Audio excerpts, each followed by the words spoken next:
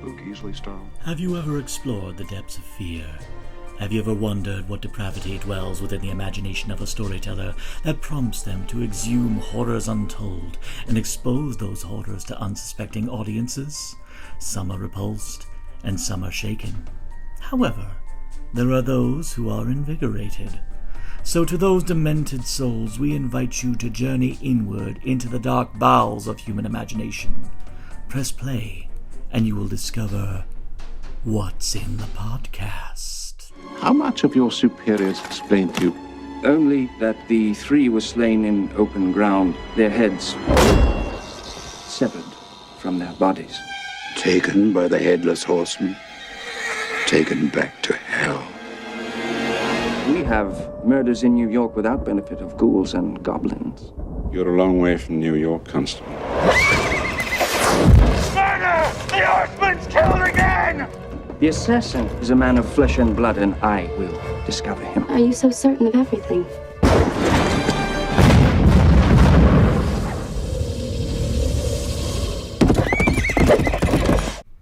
And welcome back to another edition of What's in the Podcast, Discomfort Flicks 2025. We are back again after we had such a lovely time last year tackling the ones we did. I think we practically immediately planned this year after we had so much fun doing it. We always do that. Like every year we plan for the next year ahead of time so we don't accidentally talk about said movies during the year. Yeah. It's more like that situation. Yeah, I think, and I remember this year we had that with the ones that we're tackling this year. We were like going, oh yeah, we did. Oh wait, no, we're going to do it for this. Yeah. Yeah, especially the one we're going to be talking about today because this one kind of veers into a side of horror that we don't really get to tackle a lot of times, and I feel like we do need to make it a point sometime next year to do, specifically Hammer horror. Oh yeah. Yeah, and we need to watch more. Yeah, we definitely need to watch more. I've seen some, but yeah, we have seen some, and yeah, but I need to see more. Yeah, we do. We do need to see more. But for those just coming in, Discomfort Flicks is an offshoot of a show we did on YouTube called Comfort Flicks, where both Lynn and I decided to just do a show where we spotlight the movies that we enjoyed in lieu of critical raves, box office, or even if audiences liked it. These are just movies that we liked regardless. It was the beginning of 2020, so it was very much like people were watching a lot of stuff streaming and all that, so, like some hidden gems that maybe people enjoy.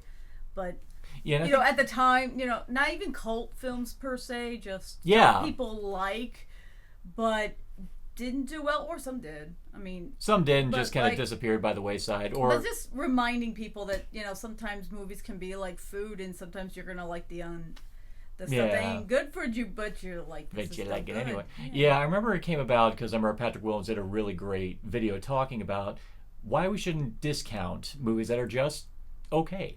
I don't want to say mediocre, but like the average film. Like, not everything has to be up here or down here. There's a big middle part, and like some of that stuff is the stuff that you enjoy. Exactly. Or you have that moment where you're like, oh man, I want to watch that. Precisely, and it's like I just want to watch it because I want to watch it because it brought me joy during that time in my life, and I kind of want to see if it still has that same power. Yeah, and we kind of applied that to horror films during the month of October, and that's the thing that just wound up sticking because I think we just had the most fun doing those episodes. There's so many. So many. So many. My God. And the one today we're talking about is one that I know when it came out. So there were people who loved this movie, us included, but there were some who just. For some reason, they didn't know what they were getting. They didn't know what they were getting out of this movie. I don't know if I can't remember how good the advertising was. I saw this film for a birthday party. So a friend's birthday party. She's like, I want to go. So we all went to go see it. It was one of the first few. It's one of my more bloody radar movies I was ever seeing. So I was a little like, okay, because man, when they talk about the Headless Horseman, he does his job a lot. Oh yeah, but. I found it easy to. I will say I was confused as fuck watching this movie. Like all the plot lines.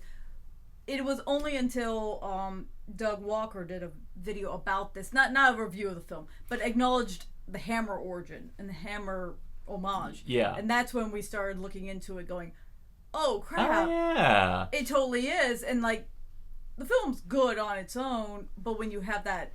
Behind it thinking, okay, well, let me look at this through the lens of a Hammer film, suddenly it's like so much more. Now this movie's amazing to us because of the fact that I think the first thing we need to really get into when it comes to Sleepy Hollow is we need to talk about what it means, what the whole thing about Hammer horror is, like the heart and soul of it. Mm-hmm. Now, throughout the course of the history of Hammer horror, I mean, yes, it was the series of films that gave Christopher Lee his career, but also a lot of mainstay actors of those movies are in this movies. Michael Gough, who was in a shit ton of those movies, I think he even came out of retirement to be in this movie. Well, Hammer films also were notorious for having actual names in their films. Like, people, you look at them and you go, oh, blah, blah, blah, blah, blah. And the thing is, watching this movie, especially now, like, there is not a person that goes by that you don't recognize. Oh, yeah, you're doing the Leo DiCaprio thing, like, so many times with this one. Even I was watching it the second time, I think it was within the last few years, going, holy crap, like, the entire council, the elder council, or I know all this. I was like, don't trust Palpatine. Palpatine's funny. He was actually one of the better characters. He's actually the character who actually like has a conscience. He's actually like the nicest guy. Yeah, kind of thing. Well, yeah. I mean, as far as it goes, but we'll get into that later. But the other thing about the Hammer horror films is that they were basically new adaptations of classic horror icons. Frankenstein, The Mummy, Dracula, of course, above all. They were inspired by those classic works of horror literature, but they were never 100%. They did their own their own thing. And they always made it a complicated thing. Oh, yeah. It was always complicated. Yeah, I mean, like one that we liked, Countess Dracula. That movie was good. It's awesome, but it's obviously based on the story of Elizabeth Bathory, but it is not a 100%. Oh, no, they go off the chain. They do their own thing with it. It's fun, and it's campy, and it's always well shot. It always looks good. Always well shot. Well, there's one thing to be said about Britain, especially during that time period. If it was a period film, holy shit, did they? Even if it was a low budget, man, did they have the resources to make a good looking low budget? It just falls to like Izzy Azard, who was like, "Oh, you have to build your castle bigger. We got real ones here." We got the real castles. We're going to build them bigger because they actually got them here, and they're not made of plastic. Yeah, exactly. Like they do. But, actually, funny enough, recently Susie Azard was actually Hammer just recently resurrected to make their own adaptation of Dr. Jekyll, which Susie Azard played. Jekyll, wonderful. Or Hyde, both, yeah. Both, and it was and actually starred Scott Chambers from Winnie the Pooh, Blood and Honey too. Fantastic film. But the concept of a classic story, but done in a unique, tendingly more complicated, convoluted sometimes way that's aesthetically pleasing, and also a big selling point is the blood looks like you just melted a bunch of red crayons and poured it on something. Yeah, the blood was always like vibrantly red, like over the like you thought ketchup looks cheesy. This is like neon red. Yeah. So for me, like a lot of films, when the violence is extreme but still has a little bit of a cartoonish edge, such as the blood being like crayon red, it softens the disgust, I guess you would say. Oh, yeah. Like not the impact, but the disgust of it or the grossness is eased off. It's Yeah. kind of like Tom and Jerry or Looney Tunes, Oh, where yeah. If someone gets bashed in the skull and they have little birdies floating around their head, it eases off the concept of violence. How many times did Yosemite Sam or Elmer Fudd get shot in the face with their own shotgun? But we realize it's not reality because they have like some holes, or they just get like this, or their heads just red, sooty face. Their hair's all over the place. That slightly cartoonish aspect, especially with the blood, makes it palpable. Yeah. So, yes, Sleepy Hollow there is a lot of decapitations. I imagine the decapitation scream would be decapitation over and over and over. But I'm not gonna lie, every one of them is kind of entertaining. Yeah, they make it's not just boring decapitations. They make them entertaining. Yeah, I love a good decapitation in a horror film, like all the time. A legit good one. Like some great art. Like some of the best I enjoy them because it's always fun seeing the ways that you get someone to get their head lopped off. And even one of the other examples that we're going to tackle soon will have another good decapitation. So to be continued. But this one found new, wonderful, and even technically complex ways to do it. But with the Hammer connection, apart from just the actors in it, the other thing about Sleepy Hollow that to me really showed Tim Burton's love of the Hammer films is the fact that instead of this being a straight adaptation of Washington Irving's original story, this is entirely a story that is made from the ground up that just puts in the primary iconography that we know from the original short story. Yeah. So with that... What? Oh, don't even ask me to... Do you? Okay, right. So, a constable by the name of Ichabod Crane is sent to a town, Sleepy Hollow, because there's been a bunch of deaths recently, so he needs to investigate it. And it's like motherfucking Twin Peaks, Cooper going in there, and just the can opens, because man does the can open in Sleepy Hollow. And yes, there is actually a headless horseman, played wonderfully by two different actors, both very good at what they need to do. Yeah, one at the peak of his powers and another one about to ascend in power. Fair. Yeah. Yeah, that's true. Because true. Crack open the egg of stories and history of this town, all the susness, and answer the questions. That's the simple version. That's you were that is the basic. What the hell happens after that? That's some names, some family trees, I talked to you and now I'm dead because I said two things to you. Because I said two things. Like, don't talk. How about that? Yeah. People in Sleepy Hollow talk too much. But even then, they still would have been targeted. Well, yeah. See, I don't know. Now, maybe for the few people who have not seen this movie. Dude, it's been like 26 years. I suppose to start, because I think I'm realizing, is this the first Tim Burton movie we've tackled on this podcast? I think it is. It might be. It might be. I don't think we've ever, because I don't. Because Wait, no. I don't think we ever did the Batman Returns. No, we did not. So we we did not. Yeah, probably. Yeah, so there's the first Tim Burton that we've tackled. I know at some point we want to do Sweeney Todd. We do want to tackle Sweeney Todd later. Oh, yeah. We definitely need to tackle Sweeney Todd. That might have to do a musical month. Possibly, yeah. Musicals? Anyway, yes. Stay tuned, everybody. But, this is... So, I think the other thing about this one, I naturally wanted to see it because this was also Tim Burton kind of at the peak of his powers as well. Because the 90s were very kind. This was like the end of the 80s going through the 90s. That was the decade of Burton where he could make a movie about, based on trading cards and it not do well and he could still be smelling like roses afterwards. And that's another another film that we all need to talk about. Discomfort Flix 2026. I need to see that more as an adult and get the satire. As a kid, I was just more like confused. I just remember when Mars Attacks came out, Independence Day had come out the same year. That was... And I actually said, you know what, the aliens, the Martians and Mars Attacks are bigger badasses because... I thought them better aliens, but I didn't get the satire. I think for me, it's just the fact that Why are we talking about Mars Attacks? Because it's Tim Burton. That's fair. That's it, Tim Burton, pure and simple. We're talking about... he knew the assignment. The audiences probably didn't. Yeah, so in this case, this was him, in as much as Ed Wood was kind of like his love letter to Ed Wood, and Mars Attacks was obviously him loving on 50s sci-fi. Oh, yeah.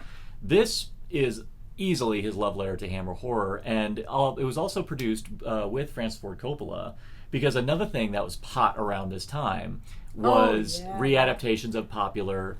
the prestige horror. The prestige horror movement kicked off. That was a thing in the 90s, guys. And a lot of it happened because of Coppola, because he did huge with Dracula. With Bram Stoker's Dracula. Which is still an amazing adaptation, even though they went off the rails a little bit. But as somebody who read the unabridged version, respect. Yeah.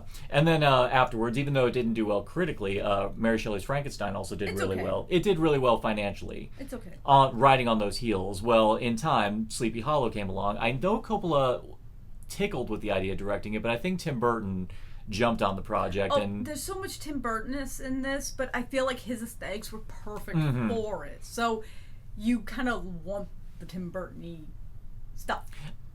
All things considered, I think this is the one where I think he utilized all of his powers. I think to he accumulated all of his power to put right into this one because thing. This one just oozes like. Yeah, it does. Like it's in many cases like a living Tim Burton stop motion cartoon. Like I think this is about that fine line between the animation and the. Wouldn't this be around the time where he started having his team?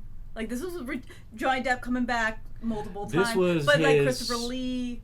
Yeah, this is his third collaboration with Johnny Depp. Right. But he started creating his like little this is his first time working with Christopher Lee. Yeah, who would come back later. Yeah, who would do some voices for later ones. Of course, this would be his third collaboration with Michael Goff, because of course he played Alfred. Yeah, I started noticing that he became, like, had his little family. Yeah, he had his little group. But they all do a really good job. Exactly. Yeah, they really do.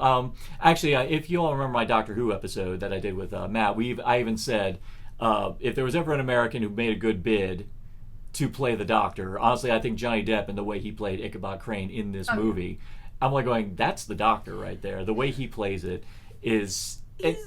He's not... The thing is the one thing... The only other version of Sleepy Hollow I was more familiar with was the Disney version. Yeah. Which, Ichabod was a douche. I was like pro... Pro Brawn? No, I was pro Horseman. Oh, pro Horseman? He had a cool horse. He did. So, but like I was pro Horseman. I'm like, take this dude out. This guy sucks. He is such a douche. And I think he's even douchier in the original short story. I never read that. Yeah, neither did he. But like the way he's played in this film is that everything he does is legit. He also is not a toxic man. He is, because he shouldn't be. But like he's not mean. And he doesn't... the only times he gets frustrated is when he's very much a man of science. He's very much more forward-thinking. And he's having trouble, like, listening to, this Headless Horseman, these magic and everything. And he's like, yo, come on. Like, what are you talking about? Yeah. But, and that's only temporary. Actually, the great thing... Once it gets shown... At the second he sees the Headless Horseman, he's like, it is. It's real. It's real. Oh, yeah. And... I'm not going to blame his reaction to it, too, because I'm like, guys, I'm sorry. That's how any sane person would react. Yeah. I mean, the Horseman is intimidating as hell. Oh, yeah. Even with and without head. With and without head. Yeah. Which, I just realized how bad that sounded. No, that's how right it sounded. Yeah. Are you kidding me? Yeah, you give head like he does, and he goes savage. But, yeah. Of course, he was a savage even beforehand. And, of course, the Headless Horseman played with head by Christopher Walken, who looked like he was having quite too much fun. I swear to God, I think they just filmed him on his morning commute. Yeah. No, he just had a bad traffic jam. He just had this was him just letting off steam. He was in LA traffic, and that was just him. He was just naturally like that. I think the only thing I can remember him saying is that the contacts were not easy to deal with. Like, yeah. Because they have him, and this is 90s tech, so the contacts probably sucked. Probably did, yeah, and the teeth appliances where he's just like he is just going all Walken. Like, I feel like this was around that point where he was becoming the Walken. Yeah, and he was full on Walken out. I was like, dude, this guy's scary. And then he loses his head. He's played by Ray Park. Before Mole. Well, this is probably like paralleling around the same time that he probably either just wrapped filming. Yeah, he was episode doing probably one, both or, like. Because they came out the same year, actually, episode 1 and Sleepy Hollow. So, this came out the Halloween after Phantom Menace came out. Because Phantom Menace came out in 99. Assuming, I don't know how long it would have taken pre-production, post-production. Probably not too long after or before he was filming. So he probably filmed them back to back. Yeah. And the interesting thing with the Horseman in this is that, it's the guy, he put a hood on, but they had to animate his collar. So that was like the new aspect to making it look realistic. But I remember watching this film and going like, holy crap, at some point he's fighting with 2 axes, like, just really impressively. And I'm like, this guy's scary. Mm-hmm. And they balance, when you see the Horseman with a head versus without, it matches up. Like, the brutality, but the skills go across. Hand in hand. He's terrifying on both sides. So I actually like that, because sometimes if you give them a head or a face, they don't become as scary. No, they found that perfect balance of scary both. I don't want to fight him ever. It also helps that this movie did a really great job doing their own take on the Headless Horseman. Now, if memory serves, it's not too far off from the short story, because in the short story it was the same thing, where he was a Hessian soldier who just loved the heat of battle. But in the short story, he got his head knocked off by a cannonball.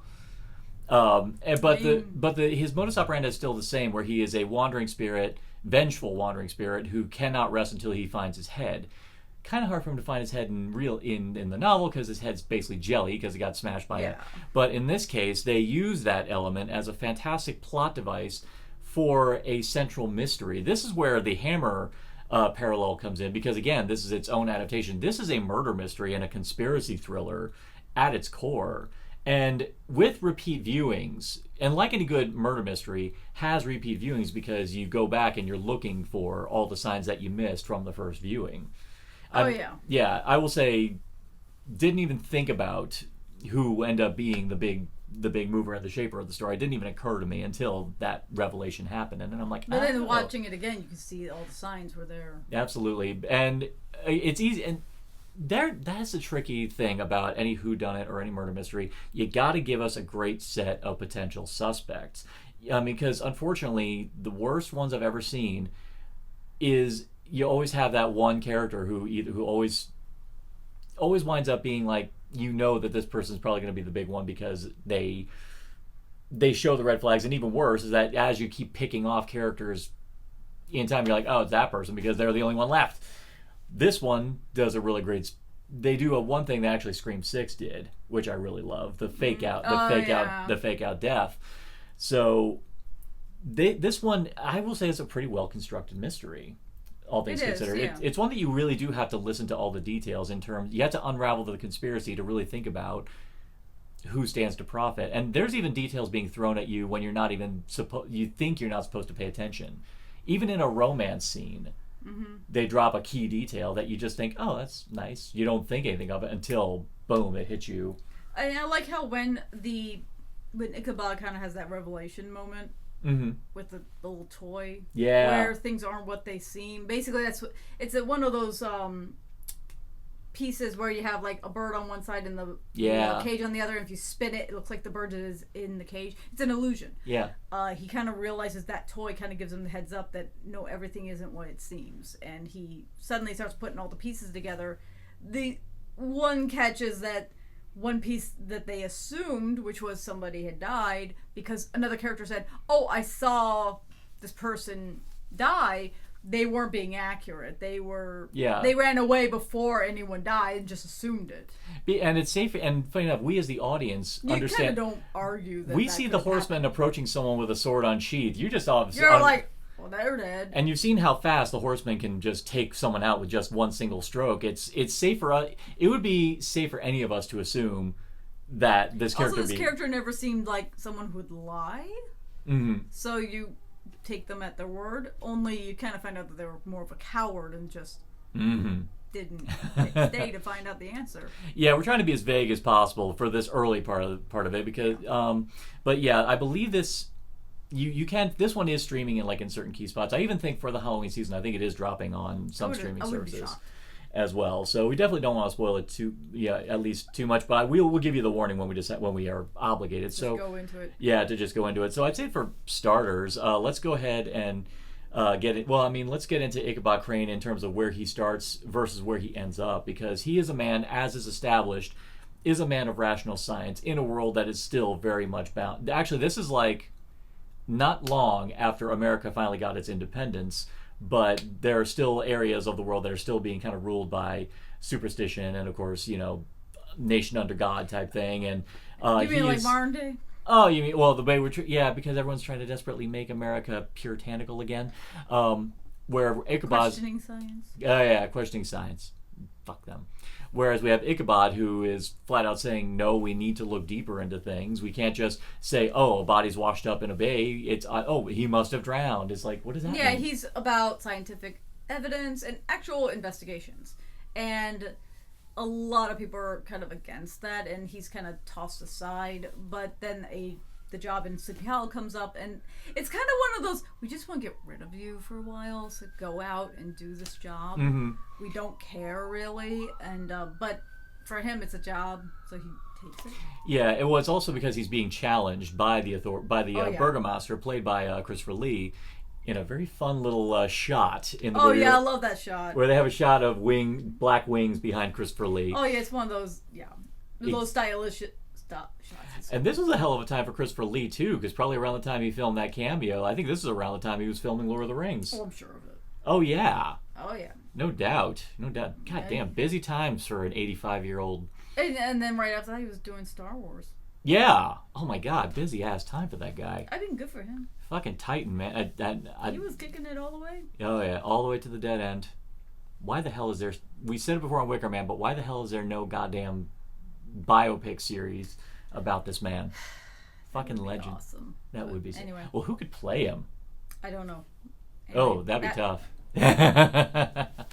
So here we have a man of rational science who is now being confronted with the reality that, oh my God, ghosts exist. So where does a man of science land in a world of where superstition is very much fact?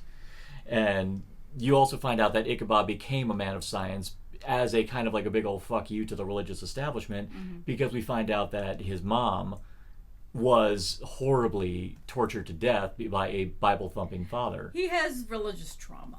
Yeah. Because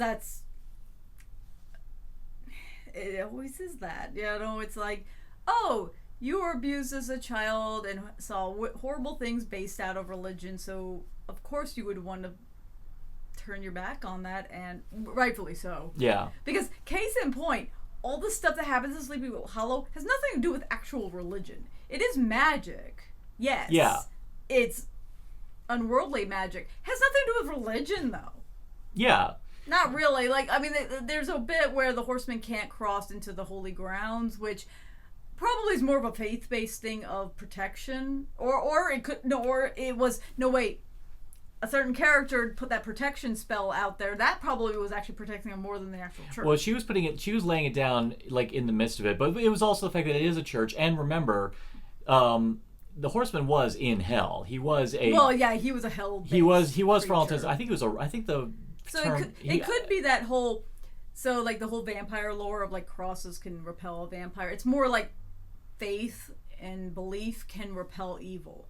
The horseman is evil. He is. There's no question. Yeah, bona fide, 100% evil. The church grounds can keep him at bay because it's just not evil. Yeah. People. He has no problem going fishing. Oh man, no, he MacGyvers that shit. I was like, I'm on Team Horseman when he does a full MacGyver trick of, okay, I can't get in, I'll bring you to me. And he does a full MacGyver trick, and it's awesome. Kind of amazing. It was great. And even there was a little part of me going like, okay, they're fine, they can wall up here, but it's like, no, there's something. That bitch was like, I'll figure this shit out. Boom. I got you. Yeah, I got you. And he's like pulling him in, and I was like, bro, that's such a dick move. It's a dick move, but it's like, oh, damn, you're good. Oh yeah, so damn. I was like, shit, he could strategize. This is bad guy. He's not just cutting your head off. He's strategizing how to do it. Oh yeah, and again, this is like that. The great thing about this, I would also love to see a kill count of this done, because he's like going, well, most of these are all decapitations, but this movie's doing a wonderful thing with all the different the one I'd say. I'll just go ahead and give my top kill. Was Magistrate Phillips. His initial one, just because of the technical aspects they did in order to sell that beheading, because not only does the horseman lop his head off, his head spins. A little cartoonishly, but it is. Yeah, and then they do a wide of the body collapsing. I actually have the DVD, the previously used DVD that I bought during my days working at Blockbuster. The store code is still on the fucking DVD. And it is loaded with all these great behind-the-scenes features, and they showed how they did every single aspect of that. Yeah, it was a very big behind-the-scenes. Yeah, fortunately, we still have DVDs that do a lot of that, but never to that level. But I love seeing that a lot of legit thought is put into something that seems so simple on film. People really do take for granted like how much work goes into something so simple on film. You got nothing on that? I got nothing to add to that. Nothing to add to that? Well, I suppose the next thing we have to add into is Christina Ricci. Oh, yeah. Yeah, who is actually now a mainstay of Tim Burton, because now she's on Wednesday as well, doing wonderful work on that. Actually kind of having a bit of a resurgence now with Yellow Jackets, which I still need to take the plunge in on. Everyone raves about that show, but now there was a kind of a, for us, there was a kind of a weird awkwardness between Johnny Depp and Christina Ricci originally, because he's known her since she was 8, and here he is like way older than her, and here they are basically being romantic together.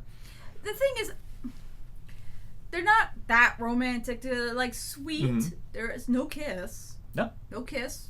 Is it kind of hinted at maybe down the line? Yes, but there's connection. There is a fondness, but I do like that the film, and I mean, she was 19 at the time, and I think he was in his late 30s. Early 30s, mid 30s. Maybe early mid 30s. They don't go there. Like, I will say, I did not know she was 19. I mean, I should have thought that, but I was 19 at the time, or I was 18 at the time, so I didn't connect that she and I were the same age. But they kind of pumped the brakes enough to keep it platonic but respectful, but you could believe that there could be a romantic connection later, because there is no romantic kiss. There's a hug at some point, but also, like, in the 1700s, if you were 19, you were lucky you were still alive, because you're going to die at 30. Yeah, and even more so. I mean, sadly. And even more so, unfortunately, women of that age, especially of that age, were pretty much sold off to the marriage market. Yeah, anyway. I mean, her family was the higher class, so, like, they were already kind of selling her off to Brom. Yeah, originally, yeah. So, like, you already got that in your head. Is it creepy? Like, I guess you could say from yes, but at the same time, they don't go too far there, which I respect that. I like it when they don't do that. Yeah, I mean, as far as romance is portrayed on film, again, you think about just how, if anything, Katrina actually kind of lucks out in the marriage market compared to other women at that time, because she actually has something of a fondness for Ichabod, and Ichabod very clearly has affection for her. Yeah, there's actual respect. Yeah, and they understand each other. That's a step up, especially if you're counting the 1700s. Yeah, and also I even find the relationship fascinating, and I even think they would be beneficial on an educational level, because as much as he could probably teach her about the ways of science, I actually feel that because of this experience for Ichabod, I actually think he would probably be more open to the spiritual side, because we find out that Katrina is a practitioner of magic. She actually does.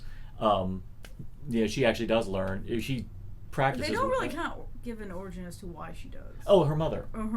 It's always through the mother. It's always through the mother. But they're also kind of both misfits in their respective groups. Mm-hmm. So you can see the connection there. Like, they're the outsiders in the society, so could find that connection. But it's not a major... the only component it has is that it does play into him having actually more agency to help her and address the situation than just skedaddling the second he sees the horseman. Like, because she's kind of on the line, he does care about her. He sticks around and actually puts way more effort into the situation than he probably would have. I also find it awesome that he's had his principles challenged. He's been staunchly focused on science, but I love how the second he is confronted with the reality, he doesn't. His first thought, I love. There's a great shot of him just pacing with that toy, just thinking, and he's just like, you know what? All this is just another thing I have to unravel. I need to figure this out. There's more to it that I need to understand, because you're right. That thing represents it's more. It's kind of the Yeah. Though I do love it when he's like, finally saw the horseman. He goes, "There's a horseman. It had no head," and they're all like, "Yes," and they're like, "Yes. We told you that." Yeah. And it's like, kind of like, you also, like, these people have very unusual superstitious stuff, but they were being literal. Yeah. It's just, they're like, yeah, we told you, dude. Yeah. Also, I do love that first initial scene where he meets, like, pretty much all the town council, and I love how every single one of them are all, like, way ahead of him just in terms of what he has to see, because they know it's real, and it's not just superstition. And they all kind of know the tiers of the plot, but not 100%, because they still don't know actually who ends up being the villain. Mm-hmm. But they know, like, all the susness and all the manipulations and the money funneling and everything. Yeah. Interestingly enough, in that beginning, I don't think any of them really even fathomed the possibility that at first these beheadings have anything to do with this conspiracy. No, I don't think they had. I think that they thought they were two different things. Yeah, because who would ever think that all of a sudden a ghost coming back lopping off heads would have anything to do with what, for all intents and purposes, was a big shit you're doing. Yeah, all this sus shit just relating to land. In the end, it's about land and like power within the community. Yeah, precisely. And one thing I love about this particular conspiracy is that you have characters all presenting themselves as peak civility, but deep down you don't know which of any of them are in any way legit or who's compromised, who's hiding something of their own, blah blah blah. And a lot of them are hiding it either because of greed or lust or sometimes just fear. Twin Peaks. It's very Twin Peaks. Yeah, which of course again late 90s that Twin Peaks. That was early 90s. Well, early 90s, but Twin Peaks was still on people's brains. Twin Peaks is a brand at this point of small town dark secrets, and you can have some mystical. I mean, it's more legit to be Twin Peaks if you have a mysticism to it. Yes, it is, isn't it? Absolutely. I mean, would this movie have benefited from a Black Lodge? Who knows? But that's the tree that Oh yeah, you're right. Maybe that's what the Black Lodge was made out of, was that tree that the Hessian lived in. Ooh, headcanon that bitch. That's pretty good. I like that. Well, it's a different area. That was the northeast, and the Twin Peaks was northwest. Well, we need to finish Twin Peaks: The Return because that's as the first couple episodes we did see there's another it's section. It's kind of a sprawling story in the grand scheme. So was Sleepy Hollow what the dark? Was it the dark? What was it called? The Dark Lodge? Black Lodge. Black Lodge. Yeah. Black Lodge East. Yeah. It's like kind of thing. West they could have expanded outwards. It could have been a chain after that. Franchise it. Yeah, franchise the Black Lodge. Made the foundations from Bob's friend is the Hessian. Oh yeah. Oh no, I think Bob is probably descended from the Hessian. I think they're the same. Yeah. Hessian's like, Joe, I disowned him. Oh yeah. That dude does some shit. Yeah, no. Bob from Twin Peaks done some freaky ass shit. Yeah, and the Hessian's like, no, I just cut people's heads off. You do some weird. I like how I love that. I don't know how we just put that together. I love that. That's where we went with that. Okay. Oh moving yeah. Along. Yeah. Moving along. I can't. I don't even know where to fucking go with this. Oh no, and I know there is a lot more going on. There's so much going on in this movie, but I give them credit. They have the exposition scene where the villain spills it all out for you, because most of the time, because they throw a lot of names at you. Yeah. And not all the names connect to the faces as quickly, so they do cuts to the person while they're saying the name. You're like, oh. So by the end, you're not lost. Yeah. They handhold you right to the end. It also helps that that all the actors who encompass this conspiracy are all fantastic, very memorable actors. I mean, you got Michael Gambon, who at that time, admittedly, he was always kind of a actor who had always been everywhere. He didn't really gain worldwide embracing until after he took on Dumbledore afterwards. But he was someone who had kind of always been there. But then you had Ian McDiarmid, who he's fucking Palpatine popping in, and we're not going to talk about that guy. Just one that we don't. Just one we don't talk about, but we enjoyed watching him get his head bit off by a shark recently. That was kind of thank you, Tim. Thank you. Tim knew it. Tim knew. He knew what he was doing. That was fucking amazing. Oh no, I thought that was. And the entire movie, his character just spent missing a head, scouting. Well fucking played. Well fucking played. But as for other characters, then we had Richard Griffiths, who he's another. Actually, I think this was a couple years after he did Withnail and I. As when he played the eccentric uncle kind of thing, and of course also became embraced worldwide because of his work on the Harry Potter franchise. But great cross section, just great English actors, and Michael Gough he was the one who everyone loved as Alfred. So that was kind of lovely. So I think the thing that helped is that even if we didn't recognize these characters by their names, we recognized them because they were played by actors that were very much all singing for their supper. They were not holding. I mean, also Casper Van Dien, who was really big at the time. Yeah, he plays Brahm, the stud in town, who's vying for Katrina's hand. He actually gets a bit of a bad, because they even do the bit where he's okay. So in the original story, it's always hinted at that he's faking being the horseman to scare Ichabod away because he was competition. They do that scene, which is great. Of course, there is actually a horseman.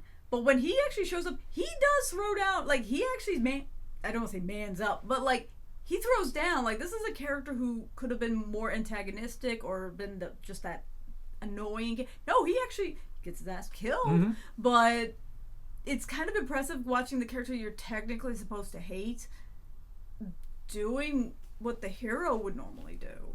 Yeah. I thought that was actually all right, maybe this guy wasn't so bad. I mean, a dick maybe, but I would also be a little pissed if I'm kind of possibly hooking up to marry this girl, and this other dude comes in and starts moving in on my game. I'd be a little pissed. I mean, of course, there is also a matter of status because she was basically the daughter of the most... Yeah, and status...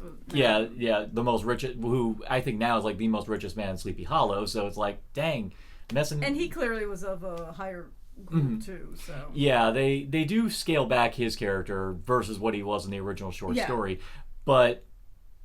And that I do think that is a little bit of a sadness because, again, like you said, he actually has a legit heroic moment.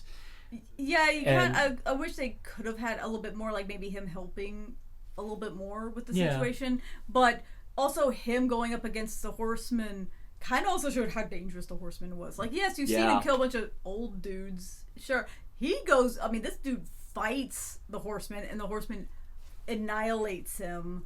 Also, he wasn't a target either. So it also kind of showed that if you go up against the Horseman, even if he's not going to hunt you down personally, he will take you out anyway. Yeah, by this point, Ichabod just had the revelation. He's discovering that the Horseman is not killing at random. This is not just something where he just shows up and kills them. I know that these people are being targeted, and a lot of time, and it's being all orchestrated by someone who is making this whole thing look like it's just a big old spectral murder spree, when in reality there's like a whole thing going on that goes all the way back to when the culprit was a child.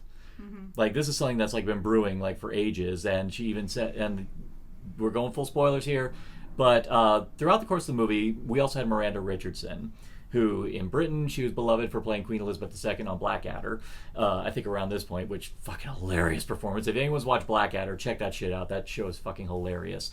But, we discovered that Katrina's mother had died from illness, and it seemed like illness, but the nurse who had presided over them, obviously became an endearment to Katrina's father, Baltus Van Tassel, and she, got in nice with the family, and it seemed like everything was... That was something I did find fascinating, was that they never play up the idea that Katrina's spiteful towards her stepmother at all. No, she kind of was...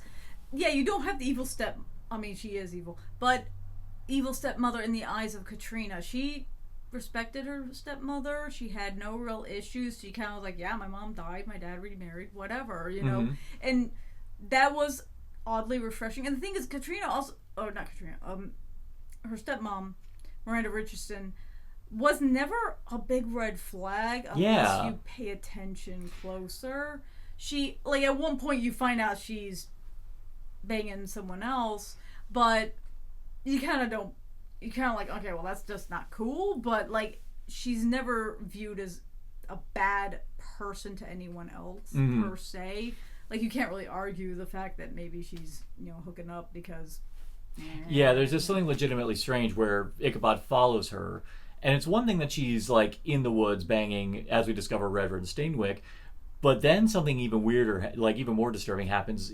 She slices into her hand.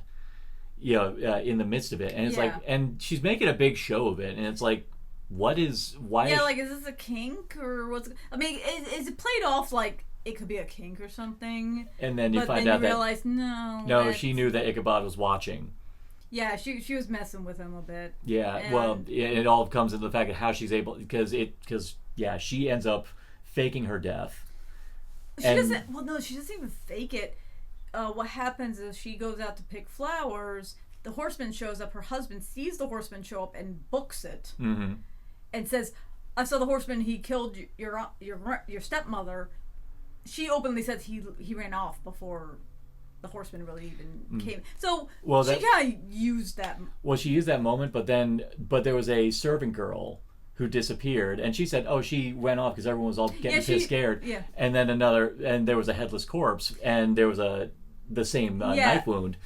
Yeah, she killed someone else to kind of add to the belief that, to basically perpetuate the belief that she got killed by the Horseman because she saw her husband run off. So she knows in his head she's probably dead meat. So she wanted to add to that fire of, okay, well, let me verify it for you. Exactly. Yeah, and Ichabod was this close. He was this close to abandoning and then he realized maybe something's not right. Mm-hmm. Oh, and this kind of leads to a very funny thing about the behind the scenes. One thing that I know that when we watched the behind the scenes, we kind of laughed our ass off about is one thing Tim Burton apparently really delighted in doing to Johnny. He went full Sam Raimi on Bruce Campbell, on poor Johnny Depp, where any opportunity he could get to spray blood in Johnny Depp's face, he took it. It gets a lot of good moments. I remember, I think, my grandmother saw this movie, and I think she worked in the medical field, or she Which knew grandma? My mom's side. Well, okay, that one. Yeah, well, where she was like going, there's no way a cadaver would squirt blood like that. It's like, yeah, but it's still funny anyway. It's still funny anyway. Though we did another thing that was fascinating about the post-production about this is that the blood on set, because of the color filter they were using, if they had used straight red, the blood would have come off like dark and black almost. So they apparently on set had to use like a bright orange. That makes sense. That would also explain how it could be so bright. Yeah. Because the film is very muted in color. Yeah. Super muted, but the blood is like neon red. Vibrant red. But again, that's where it that's a Hammer thing, because man, Hammer, when they had the blood came out, it was bright red. Absolutely. I mean, to the point where, it's just, it's kind of like thinking, I should be mixing that in my Bloody Mary. It's like, that's how bright red it is. Yeah, I have actually never tried. Why would you drink tomato juice like that? I never got that. Apparently, it's just really good for hangovers, from what I understand. But people put vodka in it. They don't help the hangover. And then they put like all this shit in it. And I'm like, you're eating it mostly, not fucking drinking a damn thing. Yeah. I'm not into that. Bloody Mary full of vodka. Blessed are ye among cocktails. Yeah. Abomination. I'm sorry. Anyway, so it turns out that what's her name? Well, they simply call her Lady Van Tassel. Oh, so she got no name. She got no name. Well, yeah. So there's a scene where in the flashbacks to the Hessian, you see his origin. There's these two little creepy twins. They look like they want little Grady twins. Yeah, little Grady twins, and one of them actually causes him to get killed by making noise. Okay, so we skipped over the creepy witch, which is a fun story. So at one point, Ichabod goes into this cave, and there's this creepy, over-the-top, spoopy witch, hiding her face, has a weird voice. My first experience with Miranda Richardson was in the mini-series in the late 90s called Merlin, where she played Queen Mab, and she was doing the weirdest freaking voice you could possibly imagine. She used the same voice with this witch. So I automatically was like, wait a minute, that's Miranda Richardson. I think she's the twins, those two kids. Because I was like, well, she's that other lady, but she's got to be this lady. And the witch kind of gives him some heads up on some information. Like, Pennywise is like, boop, boop, boop, here's your info. Yeah, basically. But let me do it in the creepiest way possible. Yeah, tell him where to find the Tree of the Dead. And that was like... She's like, here, let me draw you a picture. Okay, there you go. Yeah. So you end up finding out that witch and Lady Von Tassel are the twins who saw the Hessian. And she went back... She was the one twin that came back to check out his grave and basically knew how to resurrect him, I guess, because their mom was a witch and their family got dicked over, and it was a big revenge scheme of let me take everything from the people who fucked us over. Yeah, the people who fucked them over turned out to be the Van Tassels, who kicked them out of their house. And the major tip-off was the fact that in the back of the fireplace of Katrina's old house was a carving of an archer. Mm-hmm. And she didn't think anything of it. They were like, oh, well, we bought this house. Yeah, this was the first place we lived in before we really took off in Sleepy Hollow. They didn't even think to realize that they muscled out another family whose last name was Archer. Which was the two twins. Yeah, so it's a revenge, like, family revenge against the people who fucked them over. And the best way to get revenge is to literally destroy the family by taking them over themselves. And she uses the horseman because happened to know where he was. Because if you have his skull, you can control him. So she's got his skull and just playing, remote control on him. Oh, yeah. And also pretty much manipulating everyone into submission in one way or another. Some she's able to get under her thrall by just pure lust. Some... blackmail. Others just flat out fear. I mean, Michael Goth as the notary, he is just... Oh, he's terrified. Fucking terrified, and he actually sewer slides himself off screen. So I mean, impressed. I'll give her credit. impressive work. Had Ichabod not been brought in, she probably would have won. Oh, yeah. It's just, he was a person who was analytical and was just that one piece that broke the entire chain. And because he adapted. Yep. I mean, the major thing, I think she was probably thinking after she saw the Horseman, he probably would have like turned tail and fled. He was going to leave. Yeah. But he thought it through. Oh, no, well, I'm talking about even before that, when he first saw the Horseman. Oh, yeah. It seemed like, she thought like, okay, good, he's shitting himself. He's going to run like hell. And it's like, she probably wasn't counting on him to spine up and actually like pursue this further. I don't think she was expecting that. She didn't expect the capability of a person, and also Katrina actually like working with him. Exactly. Too. So in the end, there's a good chase scene. Really, fucking amazing. Like really, really cool effects. And the thing is, while computer effects are used in this, a lot of it's practical. This is still at that early point of the late 90s where, yes, you have some CG stuff, but practical still was kind of keen because you couldn't do as much as you can now with a computer. And it's really impressive what they did do physically. Yeah, well, they actually built the entire village. Like and apparently a lot of those houses were inhabitable. Like people could actually like spend the night in a lot of those houses. And alas, unfortunately, I think they tore them all down. They just when they were done with them, which really is such. I hate it when they do that. I mean, at least with in New Zealand with the Shire, apparently, like oh no, it's still there. It's still there, and I think but it's also like New Zealand uses it as a tourist attraction. Which, I mean, you know, as you should. I mean, but I'm sorry, that kind of shit, because I remember this film was filmed in kind of an regional area where it would have been period appropriate to have that kind of village. I think it just would have also been access. Because I think in New Zealand probably is an easier access. I've heard the story. I have friends who've gone to that area, and the stories I've heard, they embrace Lord of the Rings. So you have more access. I feel like probably it's like more out of the way, so it wasn't easy to get to. But then alternatively, you've got the final showdown. It kicks off in a windmill, which that entire set, that entire set that sucker's itching to burn down. Oh yeah, no, that sucker was made to burn down.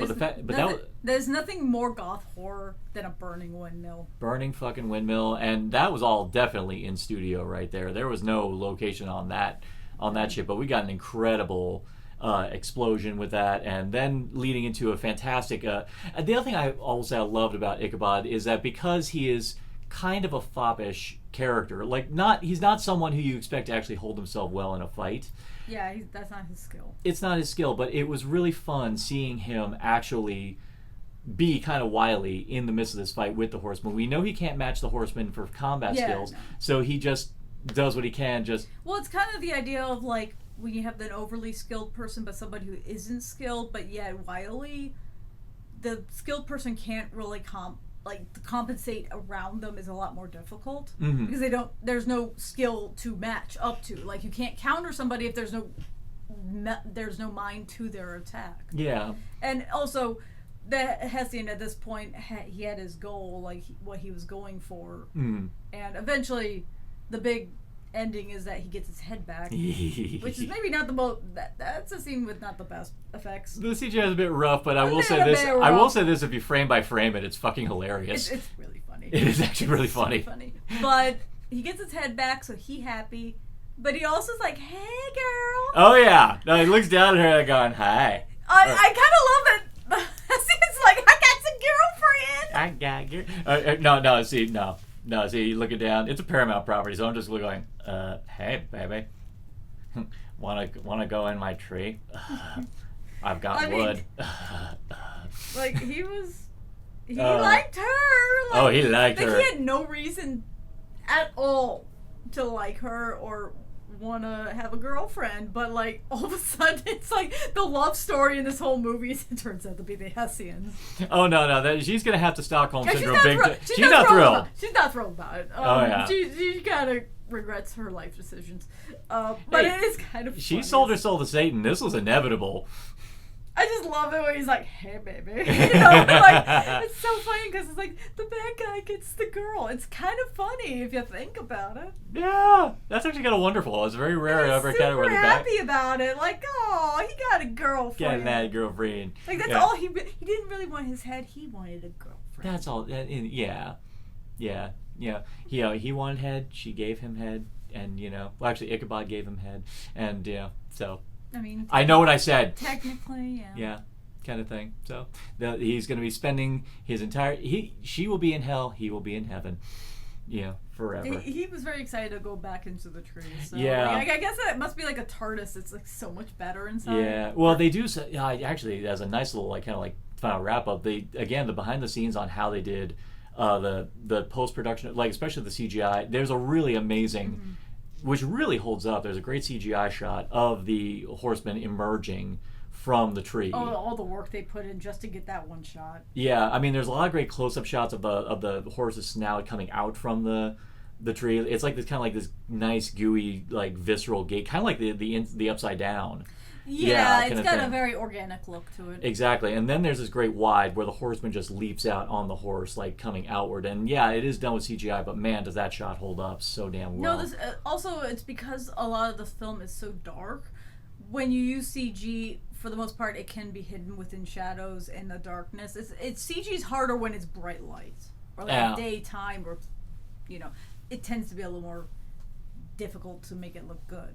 So they utilize the aesthetics to their advantage. Exactly, no, extremely well. And then after that, all seems well. Here, the other thing I was curious about. Okay, well, Katrina hooks up with Ichabod, but now, for all intents and purposes, she is the sole heir to the. Yeah, no, she got all the money. She got all the money, She good. But I'm but she leaves Sleepy Hollow. I mean, wouldn't it be kind of her responsibility? Wouldn't she basically be in charge of the town at that point? No, she wouldn't. No, she would have all the finances of her father.